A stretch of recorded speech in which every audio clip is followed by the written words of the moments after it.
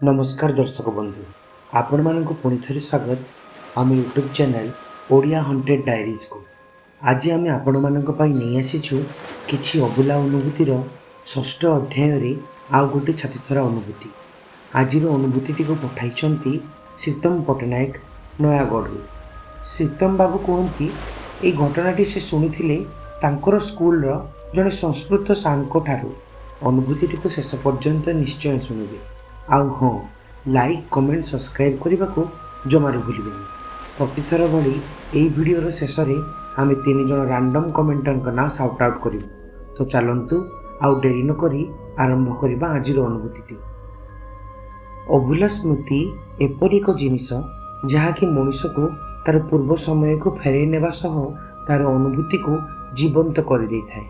मात्र एमती अनेक अनुभूति थाए जहाँ को मनुष्य केबे भी मन पकाइबा को चाहि न थाए। एही घटनाटी घटीथिला नरहरि बाबूंक सह, जी कि सेतेबेले नयागढ़ जिलार गोटे उच्च विद्यालय रे कार्यरत थिले। 1999 मसीहार कथा।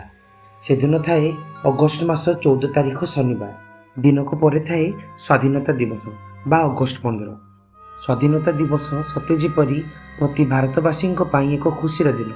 स्कूल कॉलेज रे छात्र छात्री शिक्षक यही दिनटी को बहुत आनंद सह पालन करती। सेहीपरि नयागढ़ जिलार रूपापल्ली ग्राम रे थिबा उच्च विद्यालय रे मध्य बहुत जाकजमक और आनंदर सह छात्र छात्री और शिक्षक माने सजासजी करुथांती। विद्यालयर समस्त काम से विद्यालयर संस्कृत शिक्षक नरहरि सामल को ऊपर न्यस्त थाए। समस्त काम सरू सरू राति प्राय 11टा हो जाए। काम शेष करी नरहरि बाबू निज साइकेल रे घर को फेरुथांती। से दिन प्रबल वर्षा होता है। राति बहुत अंधार होइथिबारु नरहरि बाबू धीरे धीरे आसुथांती। तांको घर स्कूल ठारू मात्र 5-6 किलोमीटर होइथिबो। सेई जीवा बाटरे गोटे पोखरी पड़े। पोखरी पाखरे एक झंकालिया बरगछटिए मध्य थाए। सार धीरे धीरे से बाट दे जाउथांती। किछि बाट आगको गला परे तांको लागिला जे सते जेमती तांको साइकेल को कि पछपटरू जोर रे धरी टाणीछि। सार जेते बड़ प्रयोग कले मध्य साइकेल टी गड़ु न थाए। सते जेमिति सार को साइकेल पछपटे कि 100 क्विंटाल बस्ताटी बांधी देइछि। सार सेठी किछि समय रही पछको बुली देखंती जे सेमिति किछि भी सेठी नाही। सार से जिनिस को खातिर न करी आगको माड़ी चलिए। आगको किछि बाट जाइछंती तांको सेभଳି किछि पुनि थरे अनुभूत होला। से जेते बड़ प्रयोग कले मध्य साइकेल रो पेडाल को आद्य मारी पारु नथिले। किछि समय गला परे हठात सारंकर साइकेल रो चेन टी छिंडी गला। सार अंधार रे निजर साइकेल को गड़े गड़े गाँ आड़ को आसुथांती। से निज साइकेल को ठीक भाव में गड़े पारु नथिले। तांको लागुथिला जेपरि आज साइकेल टी बहुत ओजनिया हो जाइछि। से भाविले जे आज दिनर बहुत परिश्रम होइथिबारु एमिति तांको लागुछि। से जेतेबेले से पोखरी दे जाउथिले तांको बहुत जोर रे गोटे शब्द सुभागला। सते जेमिति से पोखरी पानी रे केही जणे बड़ पत्थरटिए पकई देइछि। सार को टिके आश्चर्य लागुथाए।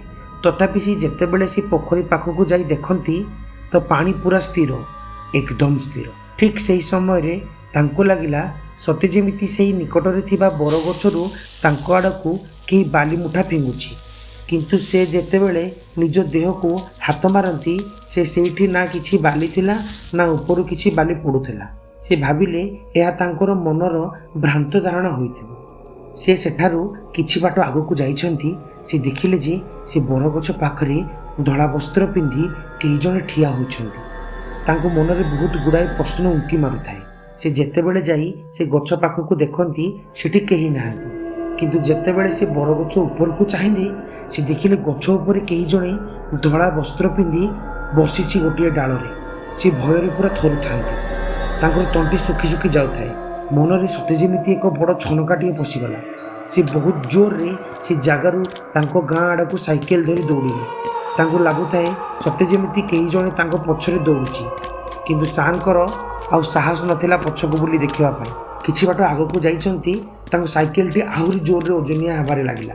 से साइकेल टी को सेठारे पकई देई आउ पछको न देखी दौड़ी दौड़ी चलिले निज घर आड़को। ता पर दिन सार सकाळे एही घटना विषय रे आम माननकु कहिले।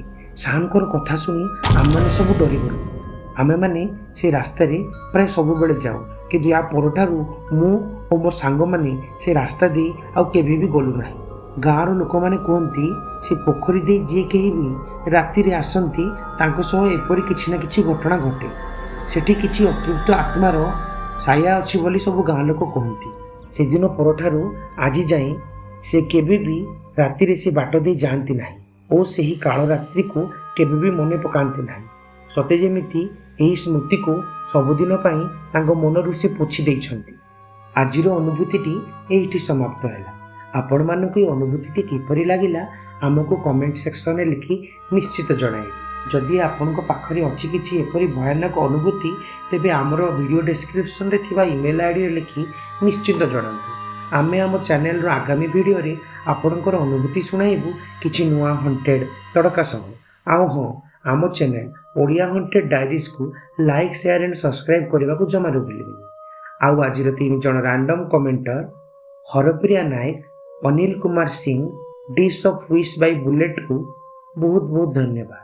କ୍ଷମା କରିବେ ଆମେ ଆମର ସମସ୍ତ କମେଣ୍ଟରଙ୍କ ନାଁ ନେଇପାରିନଥିବାରୁ, କିନ୍ତୁ ସମସ୍ତଙ୍କୁ ବହୁତ ବହୁତ ଧନ୍ୟବାଦ ଆପଣମାନେ ଆମକୁ ଏତେ ଭଲ ପାଇବା ଦେଇଥିବାରୁ।